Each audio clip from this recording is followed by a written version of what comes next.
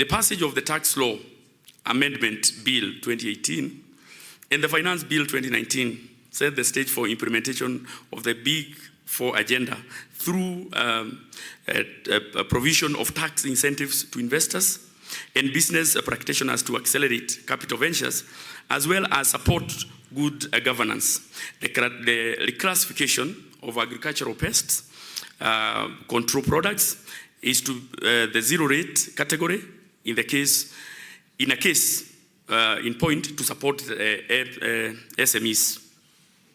In this current financial year, 2019 budget allocation to manufacturing was in leather. And actually we did allocate quite a large amount of money to the leather industry in terms to develop the infrastructure and also in agri-processing being part of the Big Four agenda. The Committee on Trade is pursuing consultation engagement with the Kenya Revenue Authority in unpacking the resultant effect in the short term and the impact of the turnover tax introduced in the Finance Act 2019. You all know about the turnover tax of the 3%. We are engaging finance to make sure that is well implemented and further consultation also. It's also important to note that the adoption of prudent macroeconomic policy will help safeguard Kenya's robust economic performance. Further fiscal consolidation is critical to avoid compromising public investment in critical infrastructure, key to unlock the economic productivity capacity as well as in manufacturing. Currently, ladies and gentlemen, we are considering the budget policy statement. And the budget policy statement provides the framework for the appropriation to the Big Four agenda in the fiscal year 2020-2021 and in the medium term.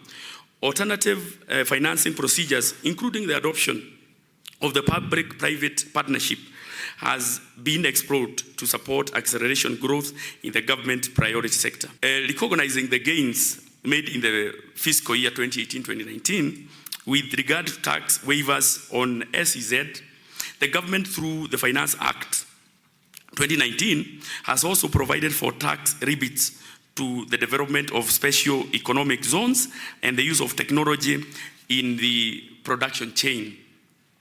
The enablers to realizing growth in manufacturing sector require a thorough, thought-out reform process that is geared toward addressing access to land, financing framework also.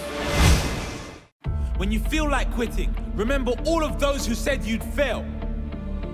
When you feel like giving up, remember why you started. When you feel like quitting, remember what you're doing it all for.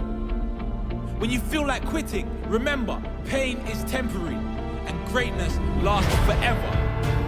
When you feel like quitting, remember that the pain you feel today will be replaced with the strength you need tomorrow. Remember that every ounce of pain you feel is building a stronger you, a stronger body, a stronger mind, and a stronger character. So push through the pain. Don't let it stop you. Force it to grow you. Don't back down from the pain. Face it. Feel no pain. There is no pain. That painful last rep, that's nothing. Give me more. Push harder.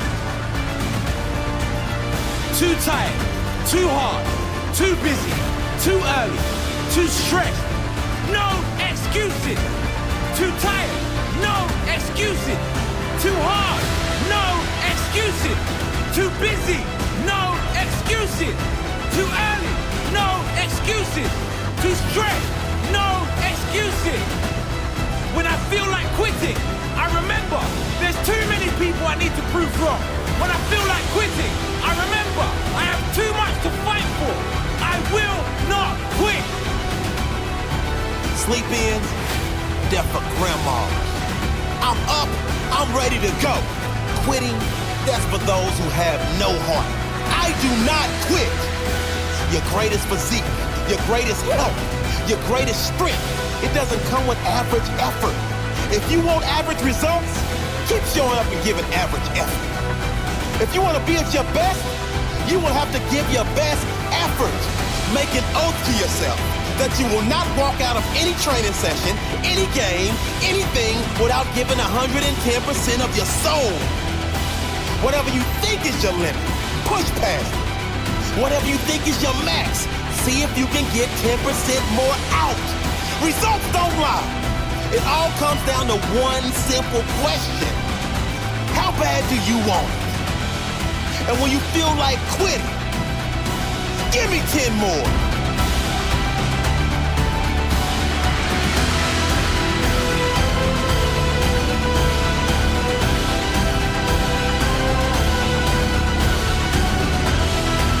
Nothing great is going to come if you quit. I know it's hard. I know you are tired. I know it seems impossible, but you must keep going.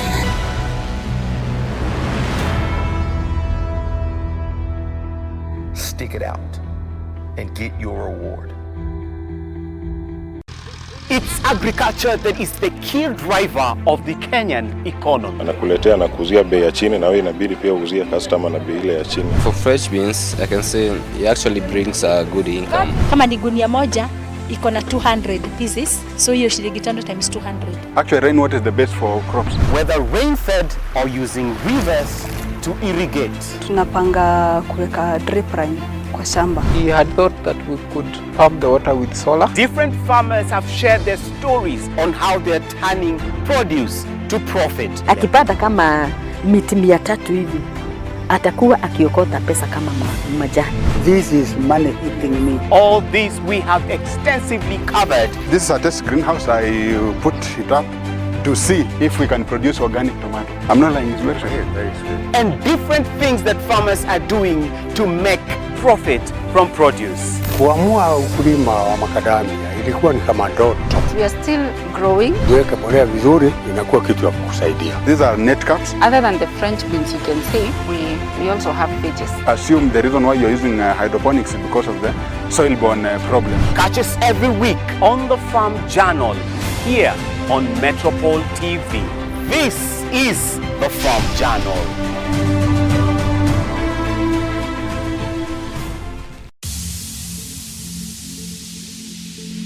If you're the kind of person who keeps losing their wallet, bag, or misplacing their phone, then you're in for a treat. Introducing SafeDom, a Bluetooth-enabled card that allows you to track your belongings right from the comfort of your smartphone. Let's take it away.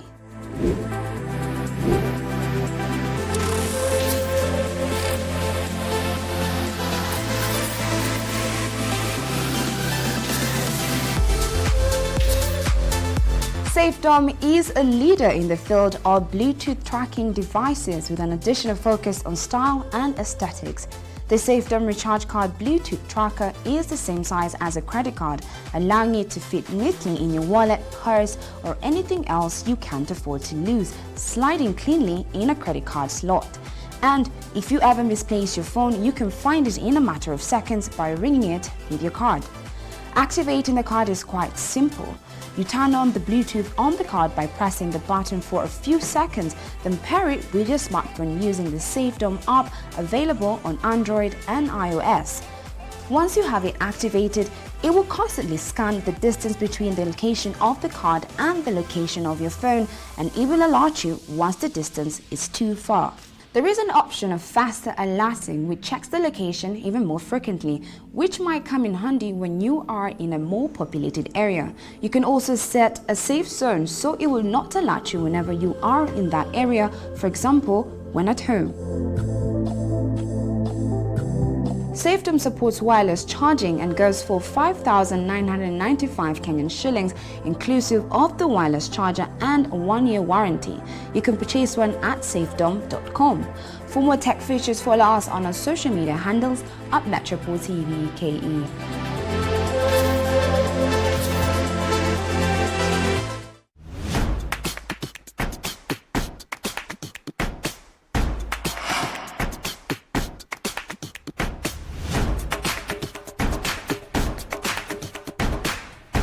Who said that cooking can only be done in a restaurant. So what we decided, just to make you understand or make you feel more comfortable that these are things that you can do in the haven of your own kitchen. Absolutely. We happen to join Ashley today as she's going to prepare for us a red snapper meal. Yes.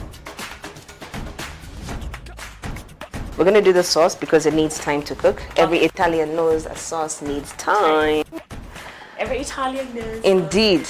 So you got to get your pan a bit smoking. Try and get one that's a bit deep. So you just add your onions in first. All of them? Yep, all of them. These are about 2 medium onions so far. And we used, just to be clear, we used vegetable oil. Yes, no, olive oil. Olive oil. Extra virgin, extra virgin. So are we waiting for the onions to brown or? Definitely. So we have to let them soften up and brown. Okay. I kind of like to put my garlic at the end or like before they're about to like get ready because your garlic burns very easily. So we just let it do its magic a little bit. So in the meantime, what we will be doing is cutting up some olives actually.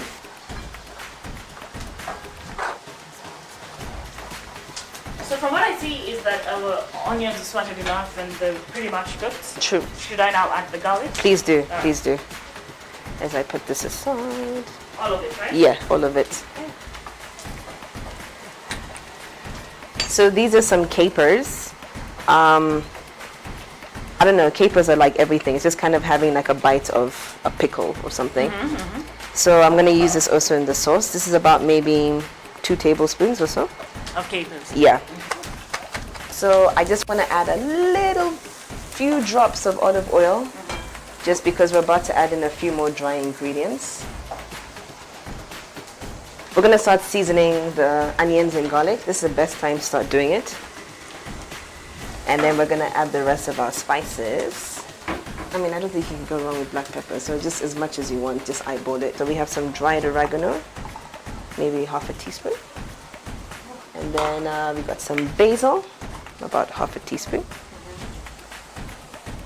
Then of course we have a little bit of salt. Sea salt. Indeed. It's a nice pinch. Then we can mix it up together. All right. And now just for a bit of color, we're gonna add some paprika. Just mix it in. I'm gonna add a little bit of butter. It always makes things better. I know you could be like, oh my God, it's a bit too much oil or whatever, but like, you know, you have about 8 tomatoes and you have to let the sauce cook down. Okay. So I'm gonna add this in. Then I wanna add some of our olives, black olives. Let's pour them in. As well as 1 tablespoon of the capers. See, it already has the salt. That's why I didn't put too much salt in the beginning. So now it's time to add tomatoes. But before this, I like to add a bit of the parsley. I would say possibly just a pinch like this. And just add it in there. Now we're gonna add our tomatoes. This is about, as I said, like 6 to 8 medium ones. All of them. So, of course, we're trying to make a sauce, and like the tomatoes need to cook. So I want to add maybe 1/4 to half a glass of water, a glass to 3/4 of water into our sauce. And then we let it simmer? Absolutely. How many minutes are we talking? To be honest, as they say, the longer the simmer, the better the sauce. Have to let this cook down. Kidogo.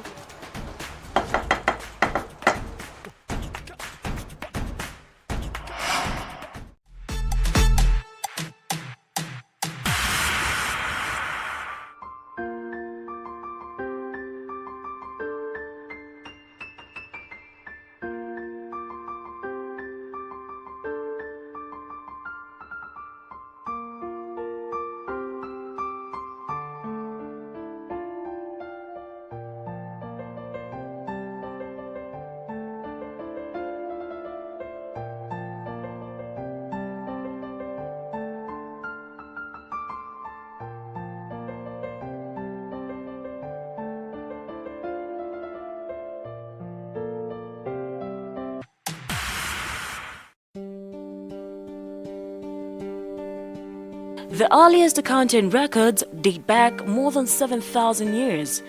The people of Mesopotamia created a simple system to record crop and herd growth, and some of their basic ideas provided the fundamentals of accounting as we know it today. Its evolution continued during the period of the Roman Empire. The Deeds of the Divine Augustus is a record of the Roman Emperor's financial dealings. Details were provided on such transactions as distributions to the people, land grants, building projects, money to veterans, religious offerings, and even expenditures for gladiator events and theatrical productions. These records demonstrate the scope of financial information that was made available to the emperor, information that could be used for planning and decision-making. During the early Middle Ages, bartering was the primary means of commercial exchange. In the 13th century, Europe changed to a monetary economy, creating the need for a bookkeeping system. This era saw the first use of double-entry bookkeeping, where debit and credit values were entered for each transaction. With this system, merchants had ready access to their financial information, helping them make plans to grow their businesses as they saw fit. Women accountants date back to the early 20th century. Even though there were few, now they account for more than 50% of accounting graduates entering the profession in the last 20 years. While this is a great indication of how times have certainly changed, the percentage in which women make up the partners in accounting firms nationwide is still quite small, at 19%. Recognizing this type of discrepancy is the AICPA Women's Initiatives Executive Committee, which aids in various activities and programs to help women in the accounting industry succeed. Focusing on higher levels of leadership in their careers and helping organizations engage men and women equally, the WIEC hopes to continue to increase the visibility and advancement of women in the profession and provide credible statistics regarding the issues that impact women in this profession.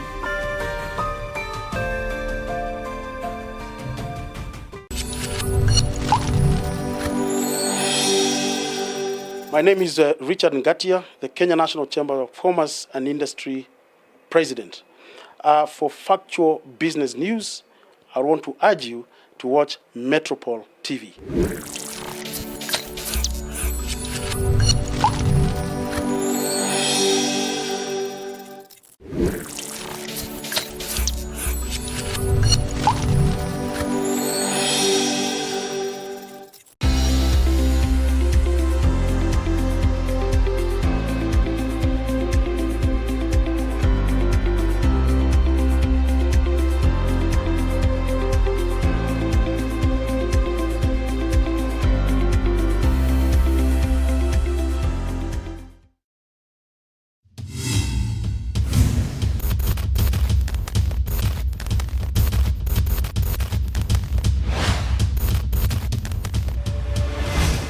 Ladies and gentlemen, the 2020 Manufacturing Priority Agenda themed establishing a competitive manufacturing-led economy for job and wealth creation is a how-to guide on how this space can be created. In 2019, we set out to advance policies that would close the manufacturing gap in line with the Big Four agenda. Concerted efforts with our partners in government saw us achieve significant progress in the war against counterfeits, export trade, and strengthened EAC trade relations through reduction of non-trade barriers. In fact, it was both tariff and non-tariff barriers. We appreciate that the government included very progressive measures in the 2019 budget that aimed to achieve improved competitiveness for industry. We must now streamline the execution of the same in order to realize the intended goals. So some of the measures we're proposing this year to establish a competitive manufacturing-led economy include CS, one of the most urgent issues facing this economy is liquidity. And it's our duty to bring forward practical suggestions on improving liquidity and including the supply of oxygen into the economy. The second one is enhancing the competitiveness of locally manufactured goods. And given that we're at about a 12.5% cost disadvantage on most goods compared to our peer competitor nations, CS, it's our urgent request that we do a deep dive together as private sector and government on what are the factors behind it. It's input competitiveness, it's process competitiveness, and it's output competitiveness. Thirdly is creating a pro-industry policy and institutional framework, and the design of coherent and cohesive policies is key between government departments and also between national government and counties. CS, I believe you've also led some measures and discussions with governors on counties, and we'd love to hear more from you about that. This will enhance effective and transparent policy execution. The last one is on enhanced market access. Kenya needs to push for the finalization of the amendments on the NTB Act, advocate for ratification of TFTA and AFCFTA by member states, and fast-track the finalization of an optimal EAC-CET structure that will promote value addition and industrialization. I wish to note that our long-term strategic objective is to share knowledge and solutions to drive the growth of the sector. In this regard, we shall also be presenting this morning 2 policy papers on developing a national industrial policy and a policy brief on inclusive financing for manufacturing. Do you want to know what makes a business successful? Capital. It starts with working capital to fulfill your obligations for, let's say, 1 year. And when you're ready to expand and maybe you may not have the necessary resources, then you take on debt capital, which you can take from a bank or from somebody else if it's money.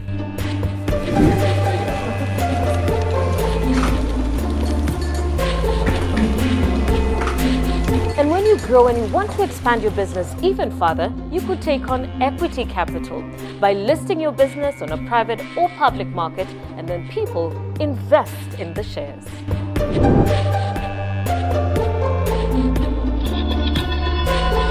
On the Capital Point, we rely on data and insights from business leaders from across the economic divide who are at the top of the capital ladder, so that your capital investments are well informed. At this time on Metropol Television.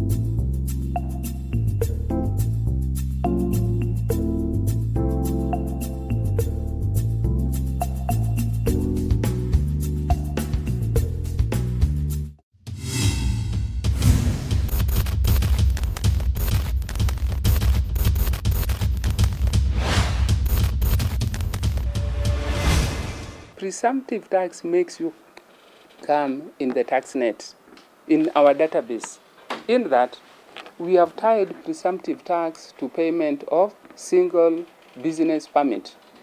And the single business permit is collected by the counties. So presumptive tax is 15% of the value of the single business permit. There has been misconception outside there that KRA is double taxing the small taxpayers. I believe you've heard that. This is a total lie. It is propaganda which is meant actually to make the informal sector feel that they are being double taxed by the authority. You have also heard that KRA has introduced a tax that is crippling businesses. It is because of this misconception. So presumptive tax is an advance tax by the taxpayer. So if you paid presumptive tax today of 1,000 and your TUT for the month is 500, you will not pay KRA anything for the first month because you will reduce that 500 which you are supposed to pay from that advance tax you paid earlier. And you will still carry forward another 400 to the next month. So there is no double taxation there. It is just reducing your liability with what you had paid earlier. So presumptive tax, we are getting single business permit data from the counties. We have received from several counties. 1 or 2 are yet putting their records together to give us the data. So we are working very closely with the counties such that this becomes a success. Are you tired of selfies that cut off half the shot? Or do not want to walk around with a selfie stick? Well, AirPix is the solution for you. AirPix is a pocket-sized, ultra-light aerial camera designed to change personal photography forever. Let's take it away.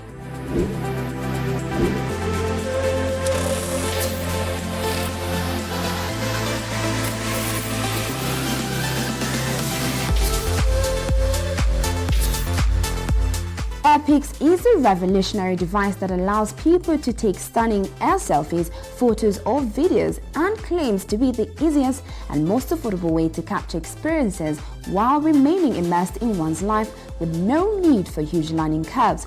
Simply put it on your palm and slightly lift it up to launch the device. At only 80 grams, AirPix is pocket-sized and equipped with a 12-megapixel camera for photos and videos of up to 1080p resolution at 30 frames per second. It has 16 GB of onboard memory, supports gesture control, and can record videos in 360 degrees. There is an optional app available on Android and iOS devices that allow for one-touch autonomous flight, editing clips and images, adding filters and sharing to social media. The device is available in 4 different colors to suit your personality. Are you interested in one of these? AirPix retails at 9,995 Kenyan shillings on Amazon or their website airselfiecamera.com. For more tech features, follow us on our social media handles at Metropol TV KE.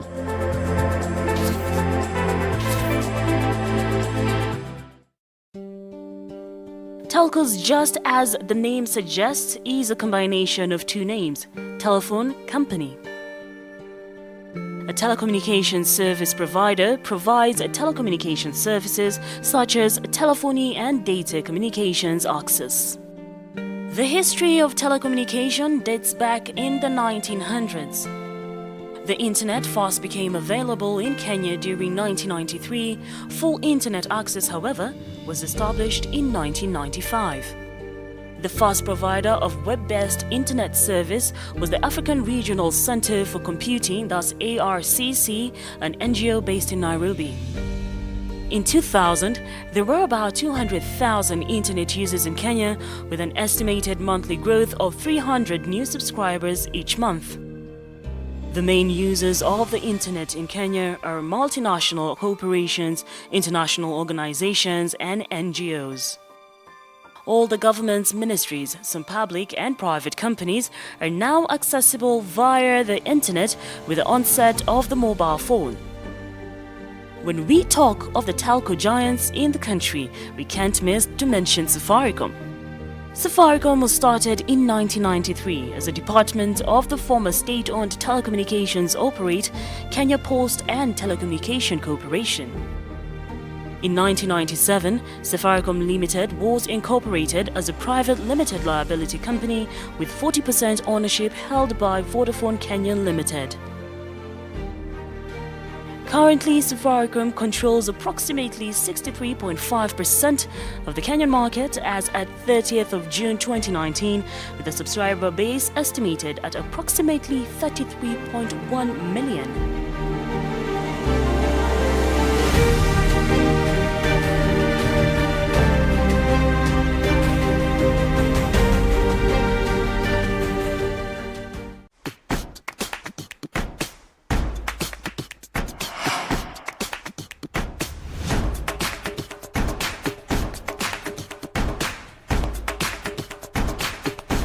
Special for today is stuffed chicken breast. Basically, it's chicken breast stuffed with cheese, bacon.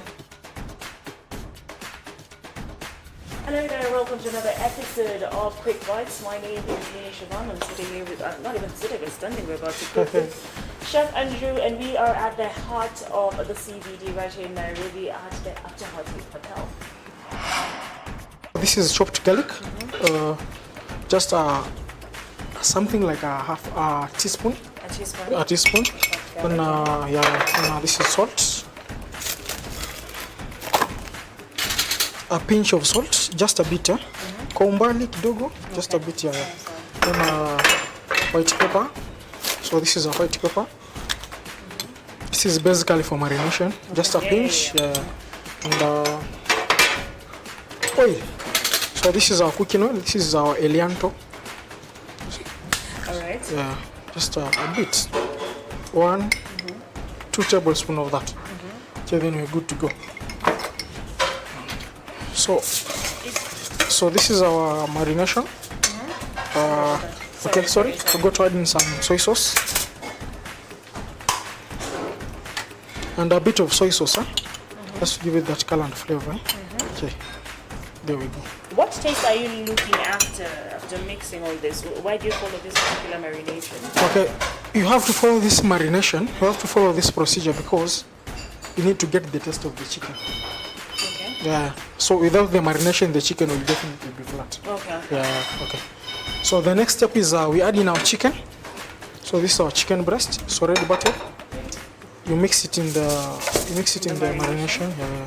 So that's our marination. It needs to fully consume everything. Yeah. It has to. The marination has to be consuming the breast so that you can get that flavor.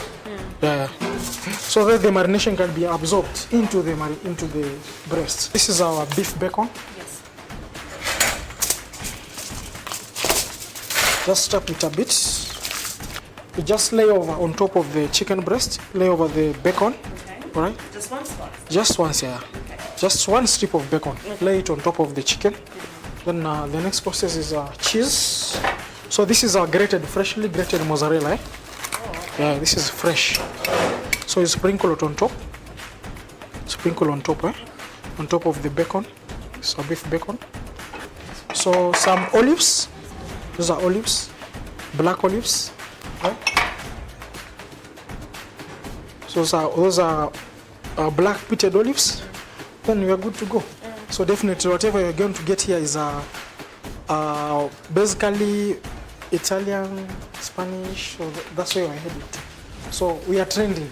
Yes. So we have to keep up with the time. Oh, keeping up, Chef. Yeah. Keeping up. Yeah. So okay, now we have to throw on top some basil, just to give it that flavor, just to give it that touch. Okay. So this is fresh basil, it's fresh from the farm. Yeah. So expect the flavor that is gonna come out of here to be perfect. All right. Yeah. Okay. Now, so this is our final process. Then you fold in, you fold it around. That's the procedure. So all the ingredients that we put here have to be. All the content has to be wrapped by the chicken breast. Then the next process is roll it over. Roll it over. So we baked in the oven at a temperature of 180 degrees for around 20 minutes. Okay. Yeah. So this is our oven. My heart doesn't like it. It seems like it doesn't like you. So in our baking tin, you just put it inside, then in the oven. I don't know why I was of the assumption that it was going to the fridge first. Oh, it doesn't need to go to the fridge.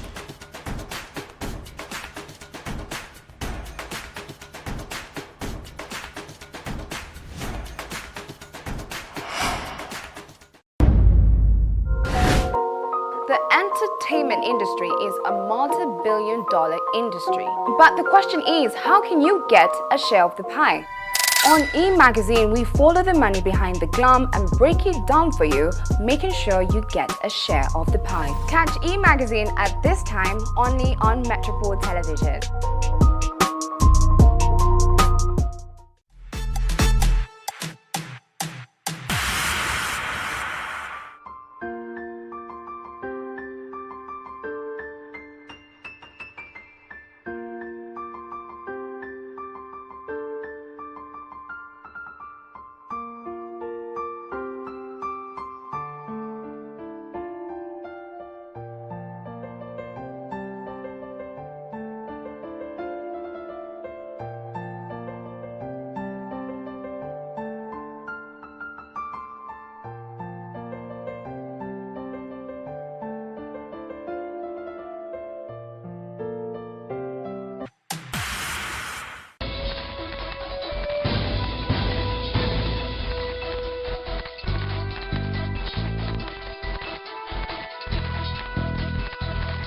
Slightly over 3 months since the outbreak of coronavirus, the world is now characterized by halted global supply chain, shut down outlets, empty streets, disruption of the job market, and little to no demand of non-essential goods. What are some of the economic ramifications of COVID-19 closer home? Hello there, and welcome to Metropol Debrief. My name is Ndiro Oganga.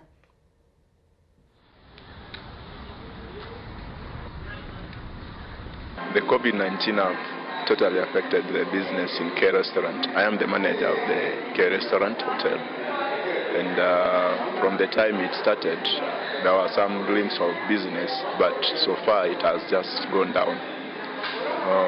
Through the press release yesterday, the CS, Mr. Kagwe, about the restaurants and bars, we are totally affected.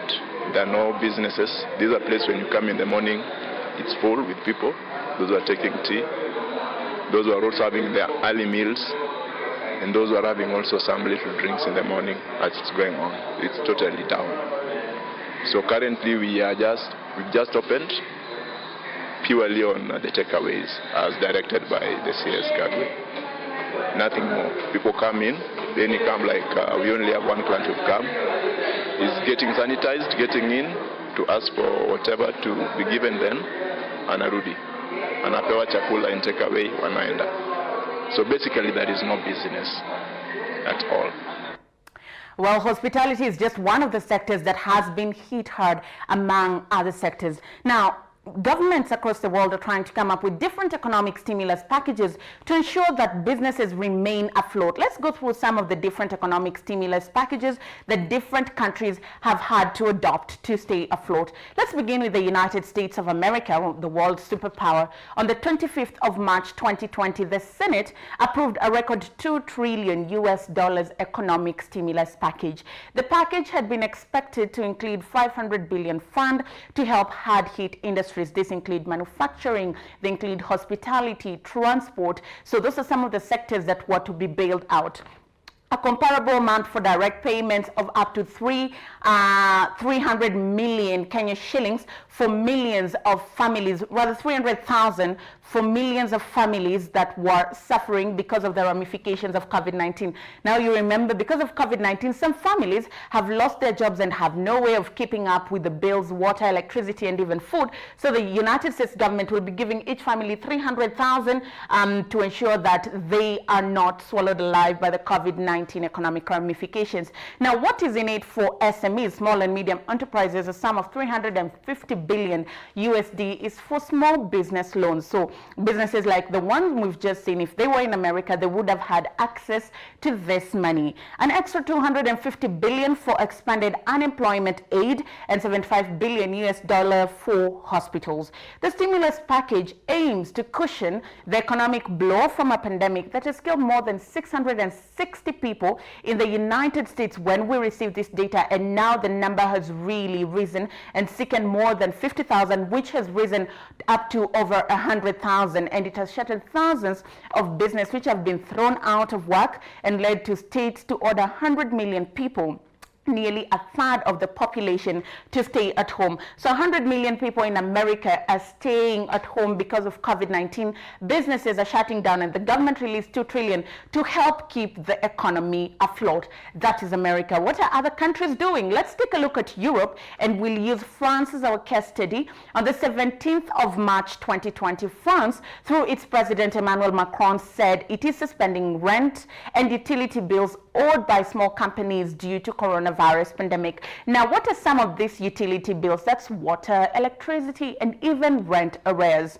Further, for small businesses, the Internal Revenue Service has announced that on April 15th, yearly tax deadline will be suspended for 3 months to July 15th to deal with the coronavirus outbreak. Now, pass-through entities and small businesses will have an extra 90 days to pay income taxes due up to 100 million Kenya shillings in tax. Odd and corporate filers would get the same length of time to pay amounts due up to 1 million Kenya shillings in taxes owed. Now, more recently, France also announced an economic stimulus package of 5.2 trillion Kenya shillings aid package for small businesses and other hard-hit sectors of the economy.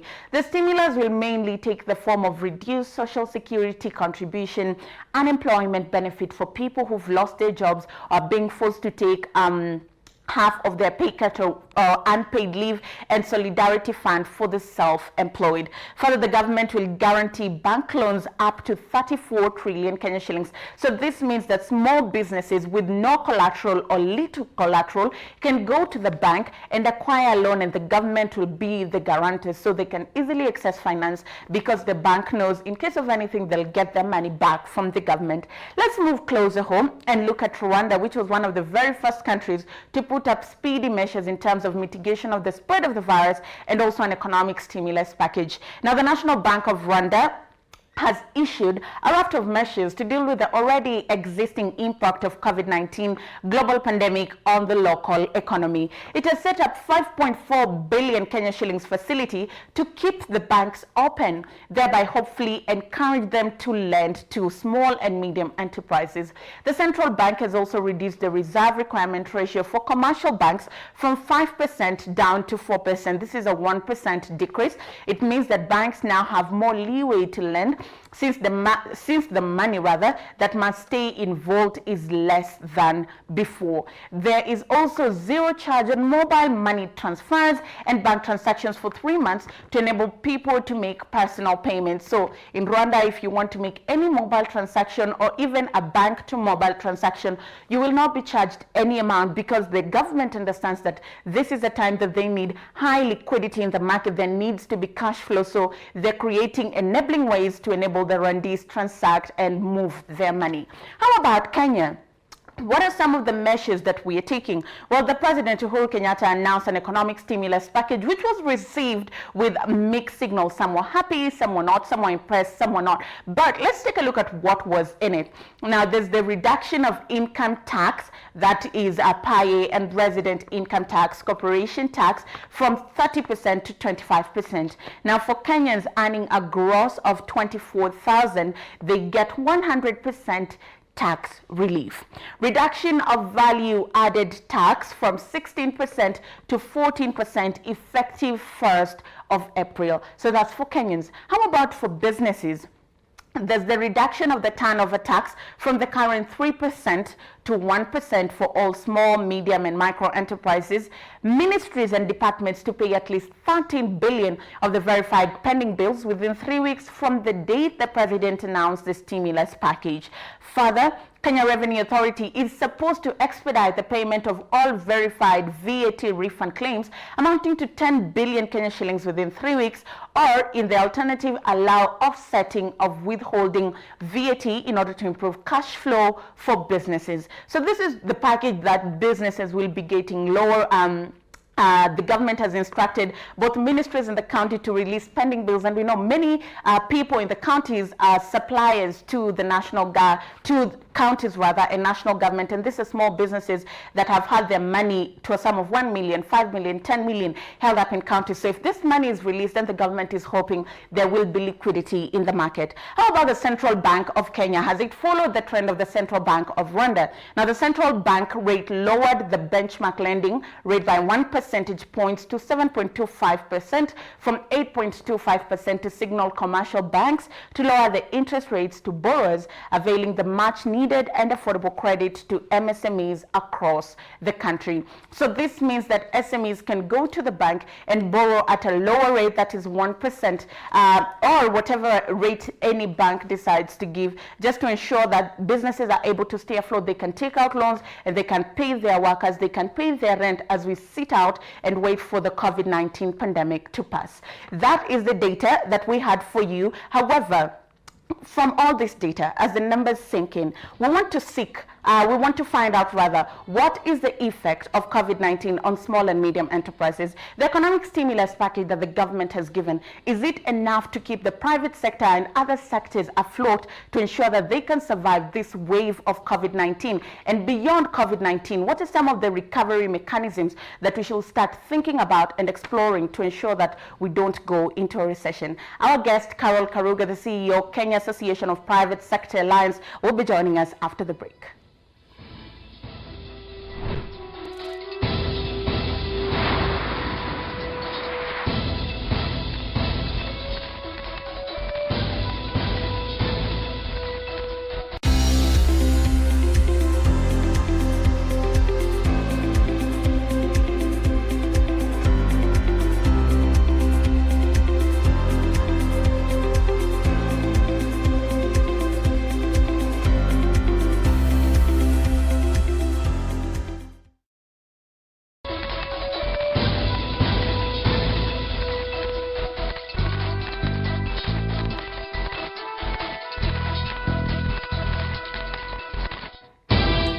Well, when we sit down, it's time for the interview, and for the very first time, the history of Metropol debrief.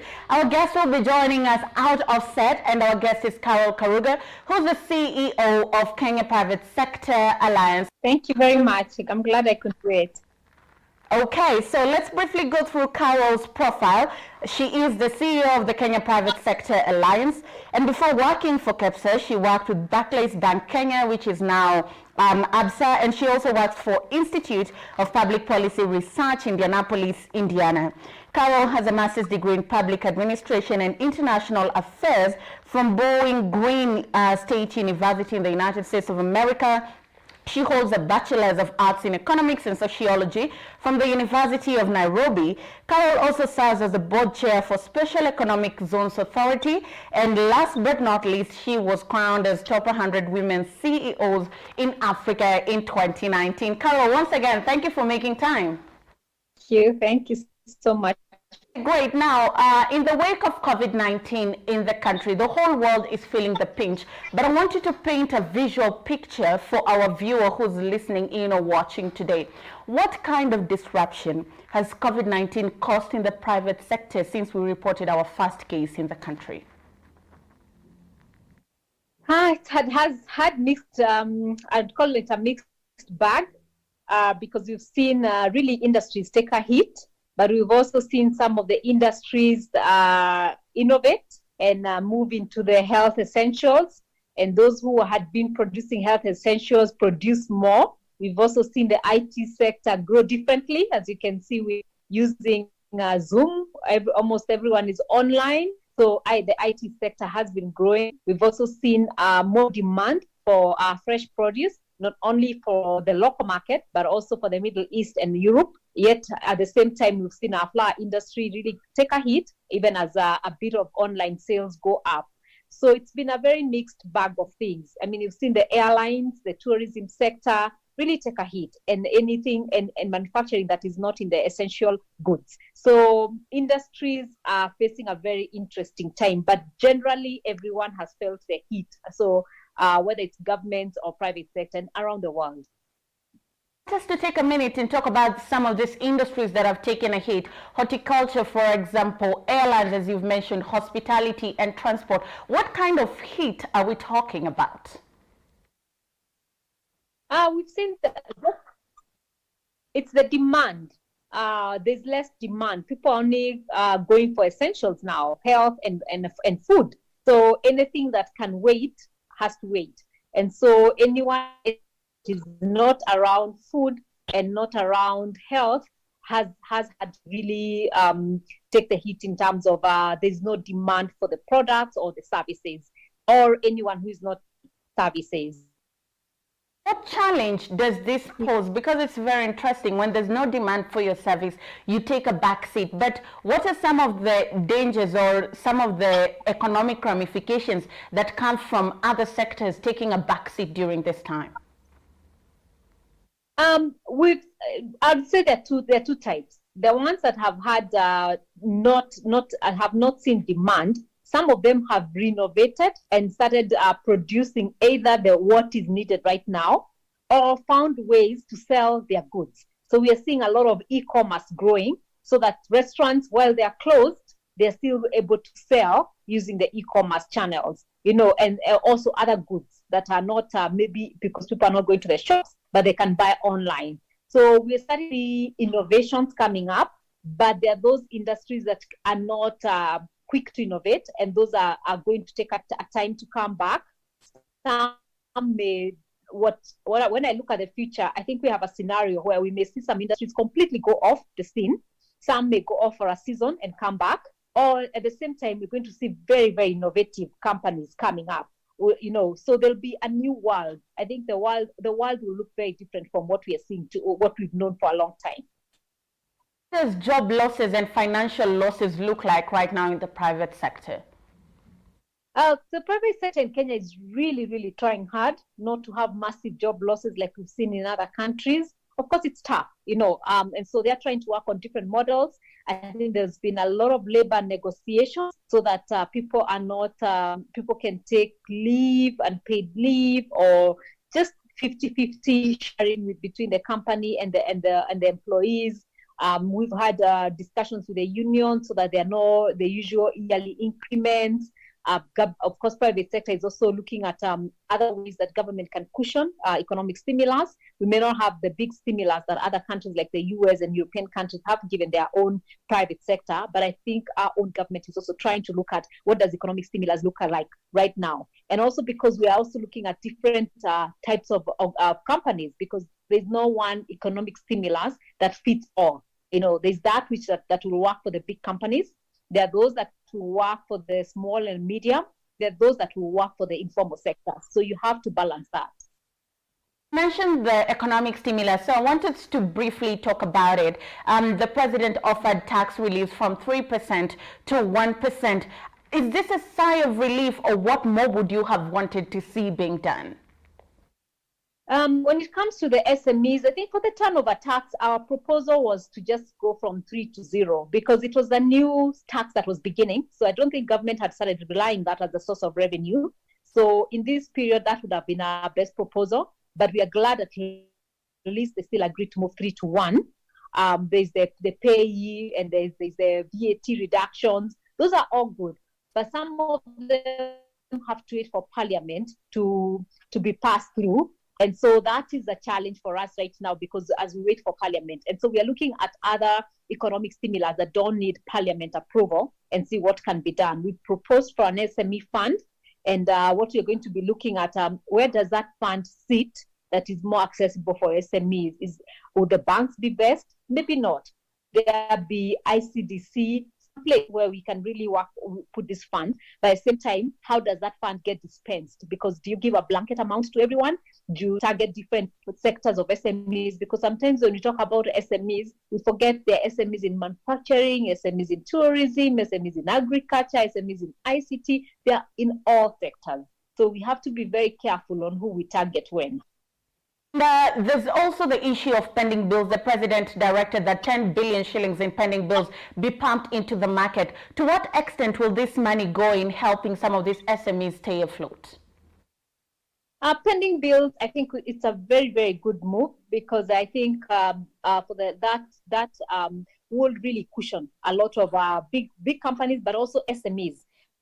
I think there are two things. There's a VAT refunds that will be good for big companies, and because big companies have two roles. When you pay back the VAT refunds, it doesn't only cushion them to keep their employees, it also cushions them on their value chains. And a lot of these big companies don't work with the SMEs on the value chain, so that will cushion them to continue to work with the SMEs. But the pending bills, a lot of that money will go directly to the SMEs. So we really look forward to that coming through. We also saw the Central Bank of Kenya lower its central bank lending rate from 8.25 to 7.25. In this critical time, why is it important for the private sector to have access to affordable financing? Yes, I think that if there's anything right now for anyone, it's affordable finance, because there's no money. You're not selling as much as you did sell, whether goods or services.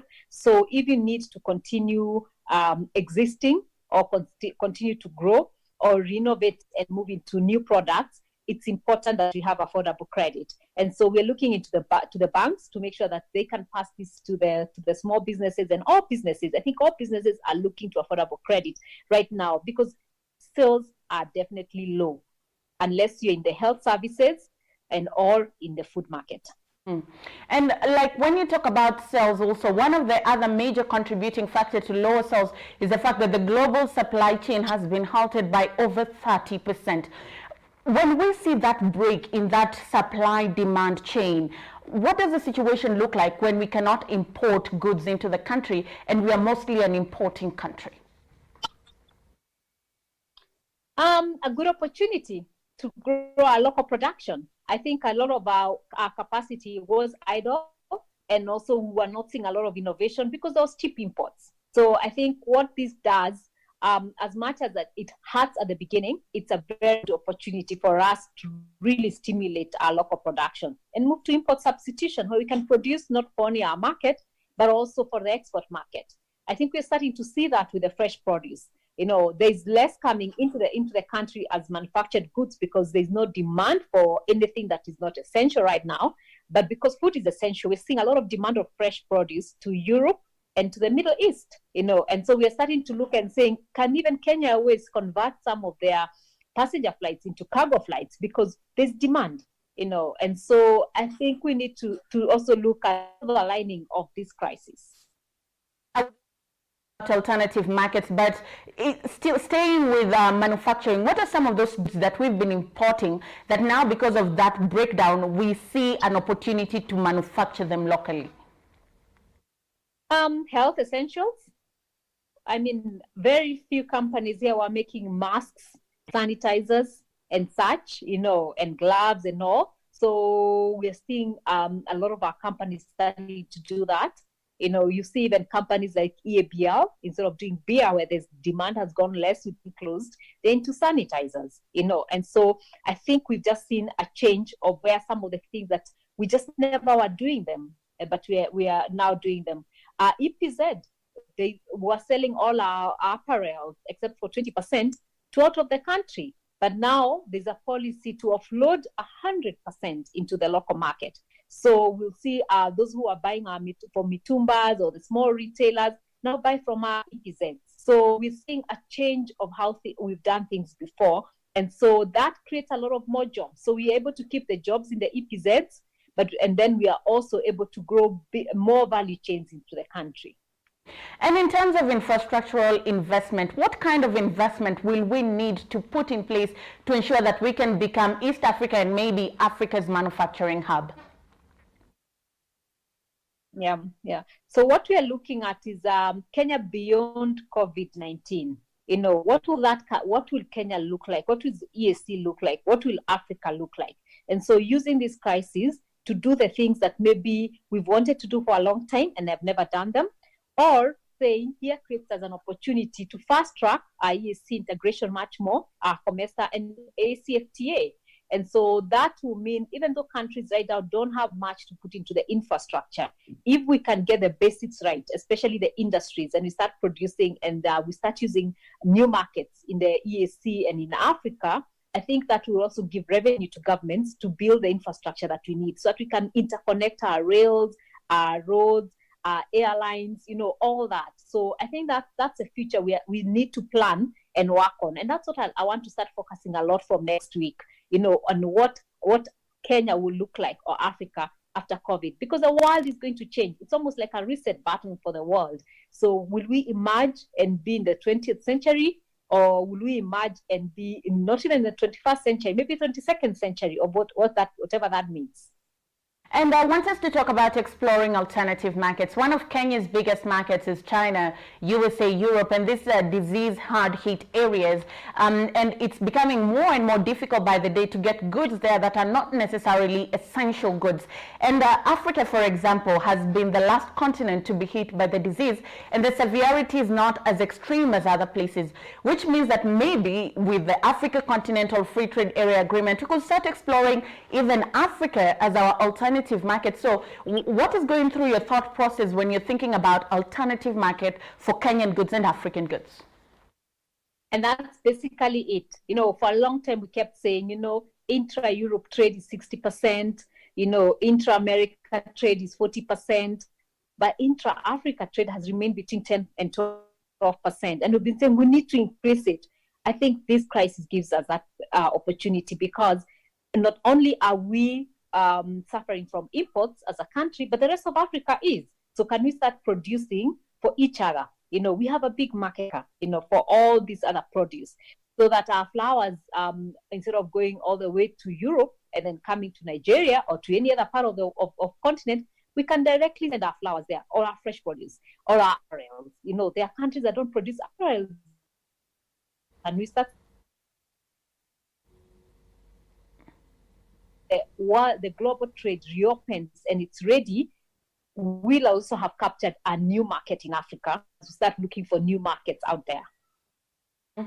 Okay, so I want you to talk to that common mwananchi, because most of these people work in the informal sector and their day-to-day livelihood is extremely threatened. From where you sit, how can the government, together with players like you, cushion these people to ensure that the little income they get remains stable through this period? So that's actually a good question, because that's exactly what we are discussing right now. So yesterday we had a meeting with a couple of cabinet secretaries, and then in the afternoon we had a meeting with the CS of Trade. And what we agreed is that how do we, as we're discussing jobs are different for the big corporates, jobs are different for the SMEs, and jobs are different for the informal sector. So what does that all mean, and who needs what? Because some things may fall across the sector if we do one thing, but others may mean differently. And so of the 20 million employees in the informal sector versus the 2 million in the formal sector, what do we need to do different? So that's something we are working on. We're going to be working very closely with McKinsey and others to really come up with some of the stimulus that is very different for that market. Maybe by next week we'll have a better picture of what that looks like. But that's really where we are just starting to put our focus on. Must come to a close. I'd like to find out of all the doom that is coming with COVID-19, what are the opportunities that lie therein when we look at COVID and even beyond COVID for the private sector? As I said, it's new industries. We're looking at very new industries. And as I mentioned earlier, is that I think what COVID will do, some of the current industries may die and never come back alive. Some may die for a season and then come back. Others are renovating and will swim through the COVID. But then there's a fourth group that will arise, new, totally different sectors of the economy that we've never seen, or new businesses.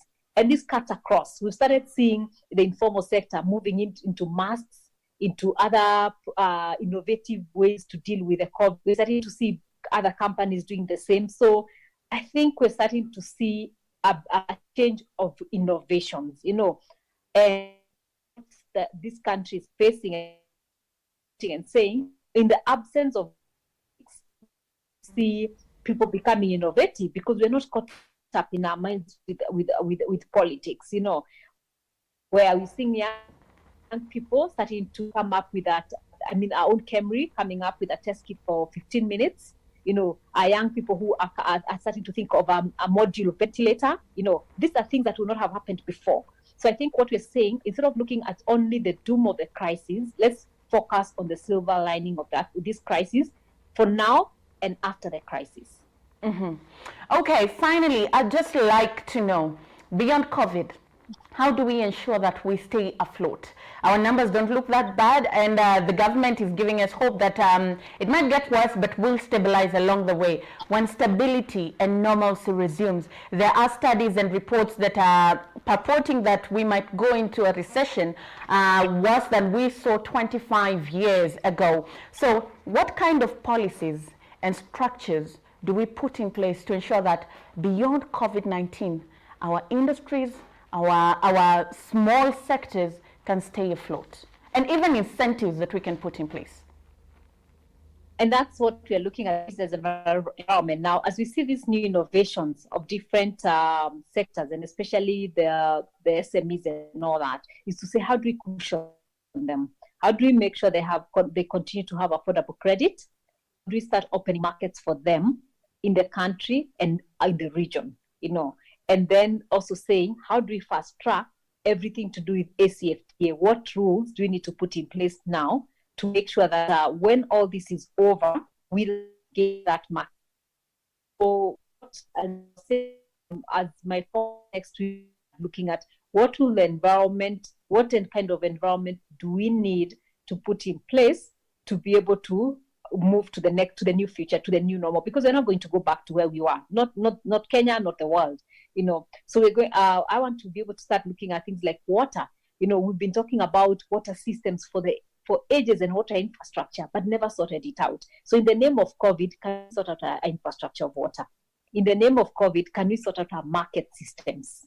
And public health. Can we sort out our health facilities in the name of COVID? So you sort out a lot of things that have been held back because of politics, or because of cartels, or just lack of will to do them, So, and because right now everyone wants to see something working, because no one knows what the future looks like. So it's an excellent time to first fix our social services, but also to fix our business environment. When we've talked about overbearing the regulatory framework, now sort that and make it so easy to be able to operate as a business, whether you're small or big. So that's really where I want to put a lot of effort. Okay, there you have it. Carol Karuge, CEO of the Kenya Private Sector Alliance, just giving us an in-depth look of what things look like in the private sector, how they're wading through the COVID-19 storm, and the hope that after the storm passes, they will emerge victorious and on top. When we come back after the break, my mic goes off and your voice comes on Social Watch. Remember, Metropol Debrief is a dialogue. Everyone has a voice, and your voice matters.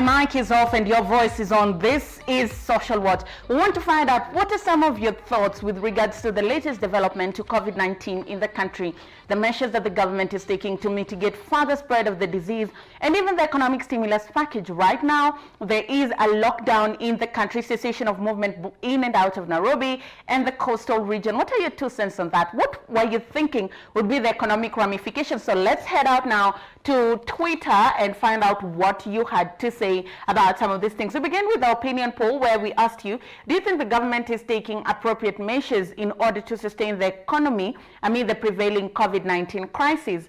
14% said yes, 51% of you said partially, and then no was 35%. So that 5% not certain that the government is doing the right thing, 51% unsure, but 14% are convinced and have faith in the measures that the government is taking. Let's take a look at what you had to say about some of these things on Twitter, because it's the place that Kenyans open up and say what they think. Donald Kipkorir says this hashtag rather, lockdown Kenya is fake news. A poor country like Kenya can't afford lockdown, and President Uhuru Kenyatta, in his infinite wisdom, knows it. A lockdown in a country with per capita less than $10,000 is suicidal and stupid. It will lead to social upheaval and political chaos. So Donald Kipkorir, they are totally against a complete lockdown in the country. Let's take a look at another tweet here. At Stanley Starridge says, for a lockdown, you have to address how you will feed the people, electricity, water, and rent. Otherwise, you're preparing yourselves for an anarchy. These are the thoughts of Stanley, saying we are not yet properly prepared. Probably maybe you're not backed with data and the right incentive for a complete lockdown in the country. We take a look at another tweet.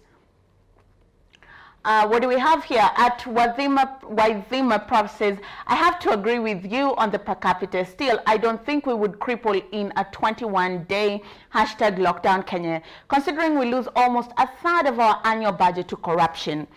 With the right measures to mitigate hunger and starvation in areas such as Nairobi, it is possible. So Prof is just saying we need to cut down on our wastage and we'll have enough funds to take care of our people in the 21 days of the national lockdown. Let's take a look at any other person that has conflicting views. At Vermont says, as a reminder, 10 million Americans lost their jobs in March. South Korea, which recorded its first COVID case the same day as the US did, handled this pandemic without an economic shutdown because its government took the virus seriously from day one. This didn't have to happen. Well, we already passed that stage, but whatever he's saying is just, if we had acted differently at the very onset of the pandemic, we wouldn't be here. If those who were supposed to self-quarantine did, if we had sealed our borders early enough, then we wouldn't be here. Let's take a look at another tweet.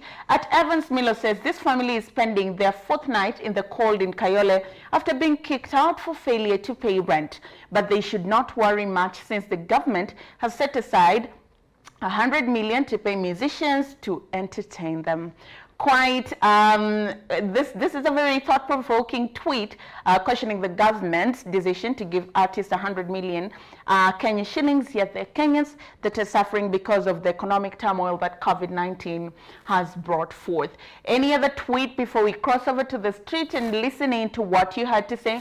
At Makandi Carroll says, President Uhuru Kenyatta, I got nothing against musicians and actors, but why didn't you give the 100 million to the healthcare workers risking their lives fighting this virus, or use that money to feed poor Kenyans in the slums? This government is a joke. Another Kenyan there, yet questioning the government's decision. Let's take a look at what Bonfaz Mwangi says. Kenyans, what can we do to the landlords/ladies who are evicting and auctioning tenants during these coronavirus times? You have no job, no cash, there is a curfew, and you've been thrown out in the cold with your family. I've received DMs of such cases, and these cases have been trending on the internet of Kenyans who are already feeling the pinch of coronavirus, particularly those in the informal sectors and those who do manual jobs that are unable to secure jobs for the day to be able to take care of their bills at home. Do we have another tweet? Okay, this is where we finish on Twitter, but we want to cross over to the streets and find out what you had to say about the lockdown that was implemented, partial cessation, and just in case of a national lockdown, what would you do? Listening.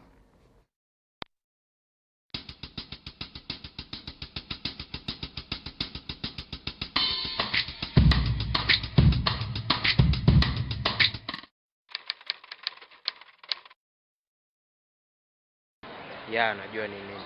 Lockdown najua ni kufunga kila kitu, hakuna biashara inaendelea. Lockdown sijajua, lakini nimesikia kwa TV. Lockdown ni ile watu kukaa completely kwa nyumba. No movement, no services, everything is, hakuna kitu inaendelea. Venye ninaelewa si ni ile sasa kila mtu afungiwe kwa nyumba akae home. Hakuna any movement. Yes. It's a restriction in the sense that you cannot go anywhere, you have to remain indoors. Lockdown sielewi sana kwa sababu ilikuja na hii ugonjwa. Lockdown ni ile watu kukuwa limited to move from places to places. Kufungiwa kabisa. Lockdown nimeisikia lakini sijai experience. Sijawahi experience lockdown. Not really. Sijai experience lockdown. Sijai experience. No. Sijawahi experience lockdown.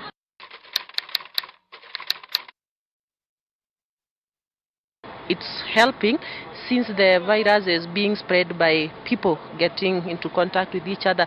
So the moment you stick to your house, there is no way you spread the virus. You'll get sick in your house and the government will take you to isolation. It is really helping, but that is 80%. Remember, tuna big-headed Kenyans. They'll still move around.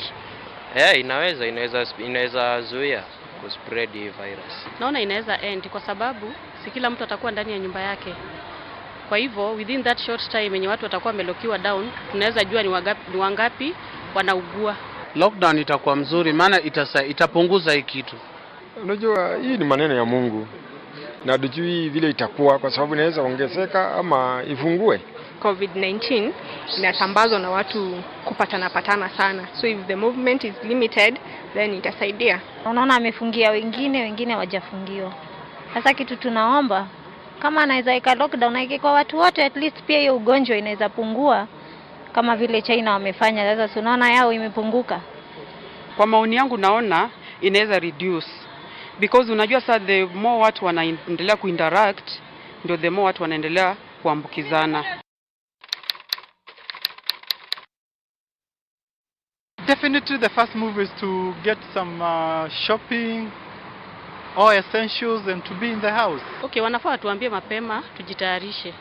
Tunaweza nunua 1 or 3 items zikae kwa nyumba, na hiyo lockdown pia isiende sana, iende like 2 weeks. Kwa sababu unajua ukinunua kitu kama unga ikae kwa nyumba, unaweza minimize how you eat in the house, maybe once in a day, hivyo for those 2 weeks. My first move kwanza itakuwa ni kujipanga kwanza, chakula nihakikishe iko kwa nyumba. Yeah. The first thing tutafanya, serikali kwanza ikuwe na mpangilio kama vile 001 wa Mombasa. Anaitwa nani? Joe. Sunaona ameamua kusaidia watu wake na amekubali kujitolea. Haina shida, cha msingi ni tubambane na hiyo ugonjwa. The first move is being prepared psychologically, because definitely a lockdown will affect me economically and socially. Nitafanya nini? Sitakaa kwa nyumba tu kwa sababu sina uwezo. I'll make sure I stock my house with foodstuffs. Well, those are the thoughts of Kenyans out in the streets, but some things have been happening in the country and we have to call them out. We are introducing for the very first time the debrief wall, and it has 2 segments, the debrief wall of shame and then there's the debrief wall of fame. Let's start with the debrief hall of shame. The person we have right in front of our screen is Kilifi County Deputy Governor Gideon Saburi. Now, the gentleman on our screen traveled from Germany on the 7th of March, that is 2020. Germany had been noted as a country that had coronavirus. Upon landing into the country, there was instruction that those coming from these zones should stay at home and self-quarantine for 14 days.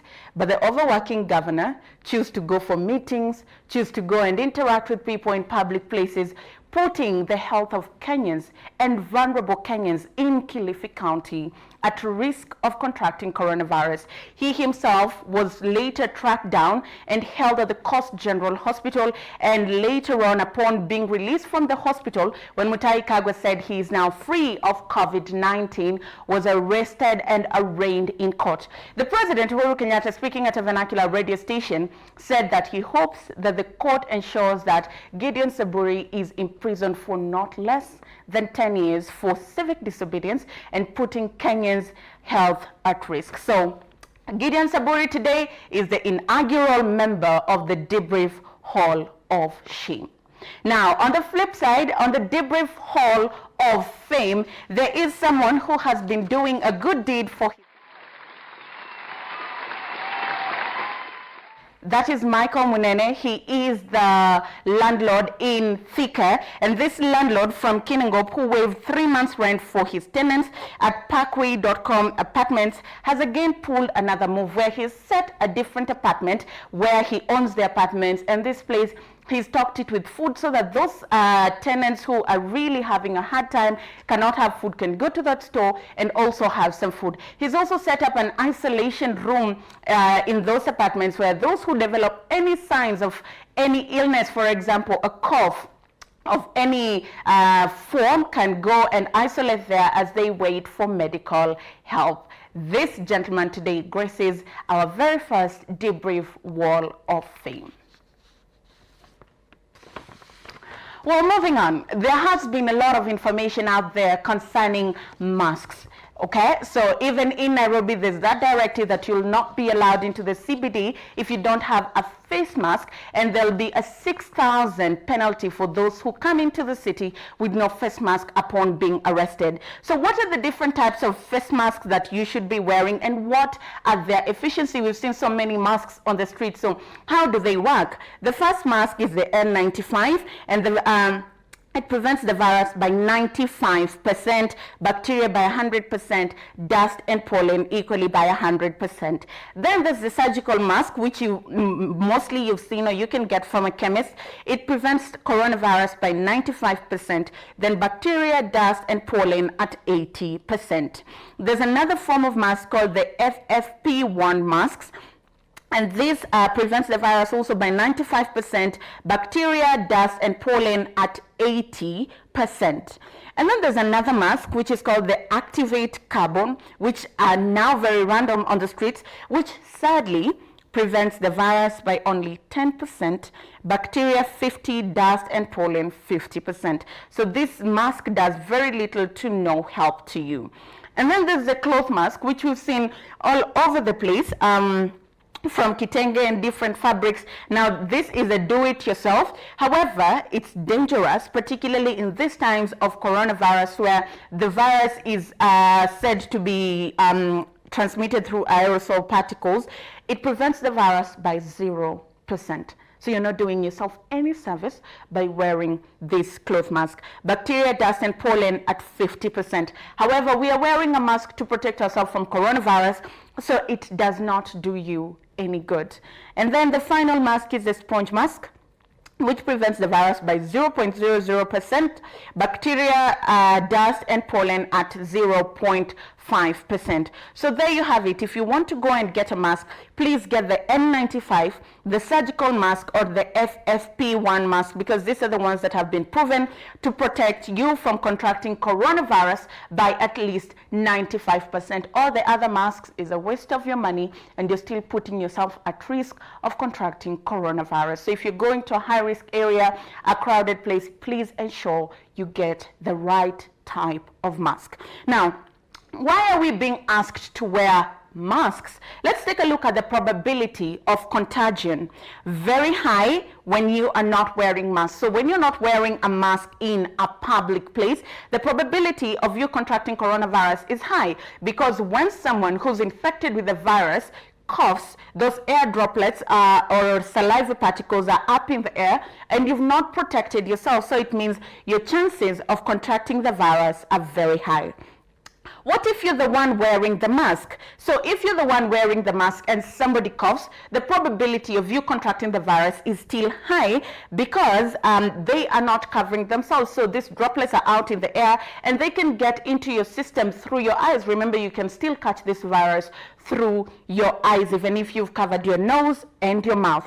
However, let's take a look at reverse psychology, where the person who's infected with coronavirus is the one wearing the mask. So the probability of you getting the virus is medium, because when they cough through the mask, not many particles will seep into the air. So your chances of contracting the virus are minimum. However, for the low option, which is the safest option for all of us, you only need to wear a mask and ensure also the other party wears a mask. So when both of you are wearing masks, the probability of contracting coronavirus is low, because when this person coughs, the droplets will be caught by the mask, and you equally will be protected from the aerosol droplets in the air by your mask, okay? But there's so many masks out there, even surgical masks. How do you know which is the right mask and which is the wrong mask? Let's take a look at this test that somebody did.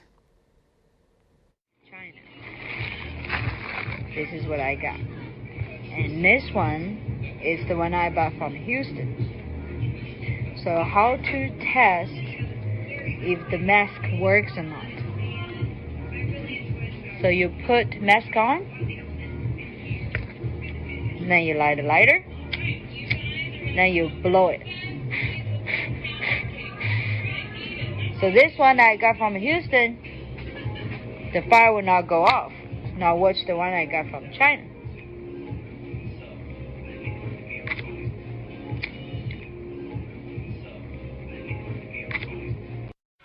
There you go. Now you know you can buy a mask and do that test to ensure that you're buying the right mask that can protect you, so that you get value for your money. However, when you've gotten the right type of mask, how do you wear it? So let's take a look. Wearing your face mask wrongly. So if you take the face mask and you wear it like this or like this, you are actually not protecting yourself, because there is no seal. Even if you wear it like this, there is no seal from here, there is no seal from here. Polluted air can go freely in and out from these two sides. So what you should do, firstly, is to wash your hand or sanitize your hands.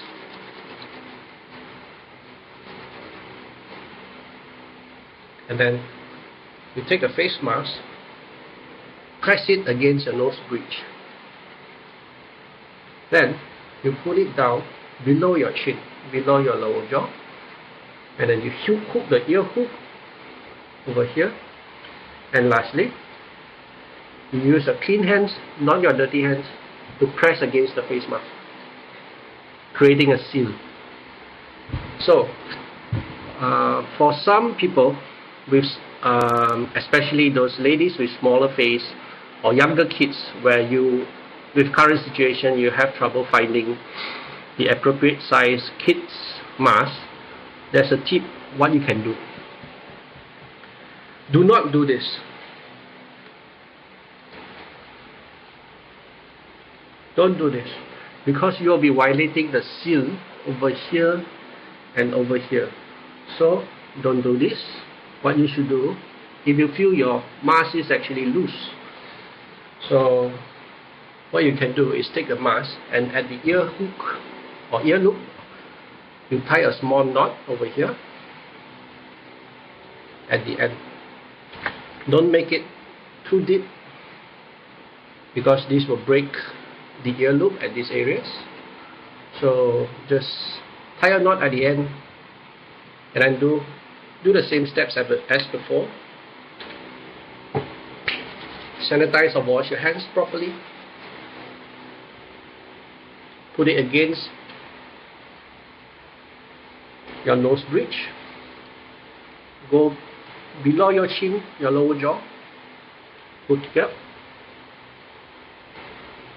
press it against your face. How do you know you have gotten a tight seal? It's by looking at the mask. When you speak and when you breathe, the face mask actually goes up and down along with it. That's how you get to know you have gotten a good seal and you are protected. Stay safe, people. We're all together in this, and we are committed to ensuring that we come out of this, as many of us as possible. We want you to stay alive, we want you to stay safe, and we want you to stay healthy. We hope this information has not only been informing, but it's information that you can use and practice to ensure that you stay safe from COVID-19. My name is Andira Oganga. I'll see you again next week, same place, same time. Enjoy the rest of your viewing.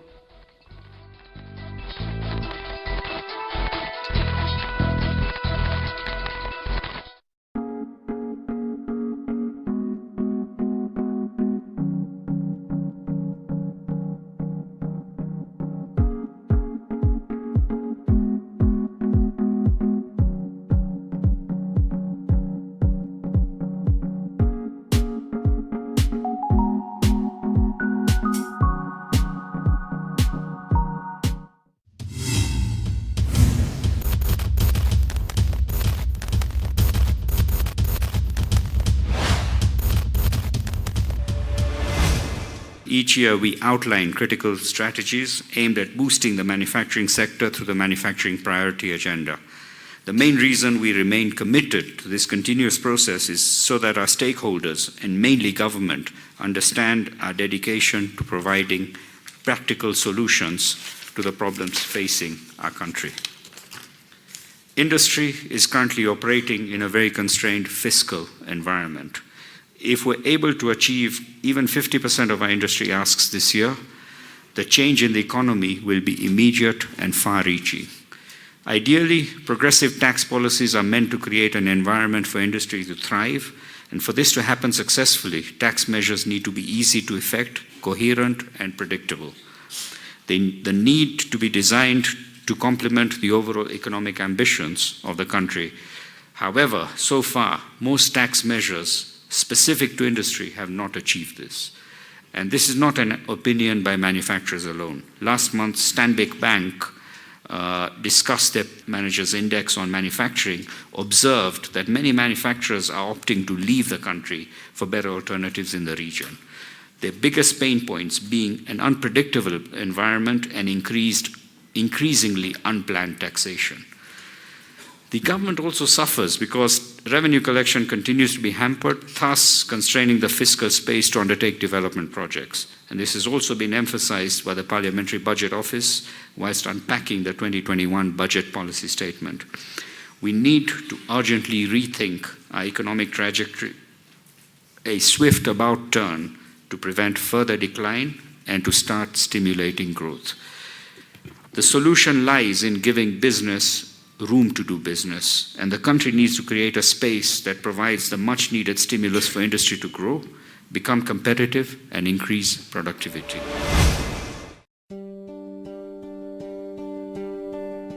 In the beginning of the 20th century, feminism finally began to make real changes in the female working climate.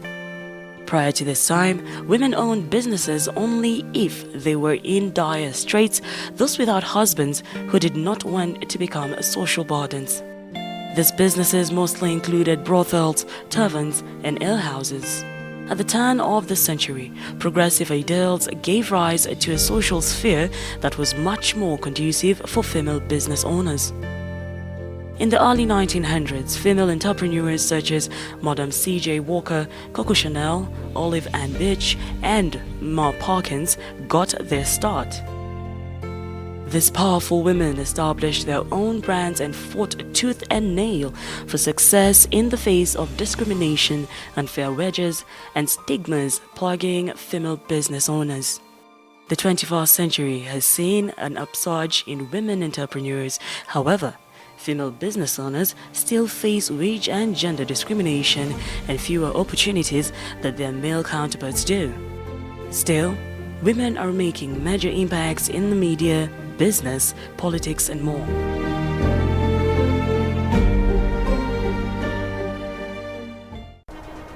You've got to be so disciplined. People say you're obsessed. You've got to be so obsessed that you actually get results. And then those same people would be obsessed with asking you how you did it. Let them call you obsessed. Obsessed gets results. Ease does it. Every now and then does it.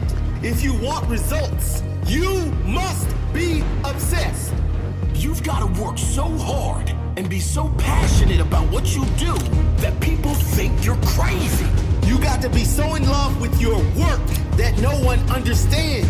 They'll certainly understand when you show them your results. They don't have to understand. Let them remain confused. Confused by your obsession. Shocked with your results. You have to have a laser-like focus. When it comes to getting what you want in life, you have to lock in and find a way to make it happen.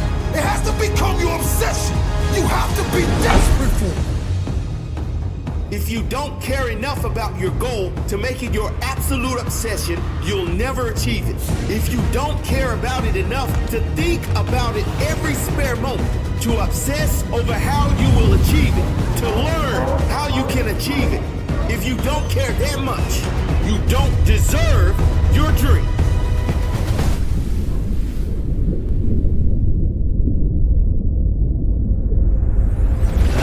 How bad do you want this dream?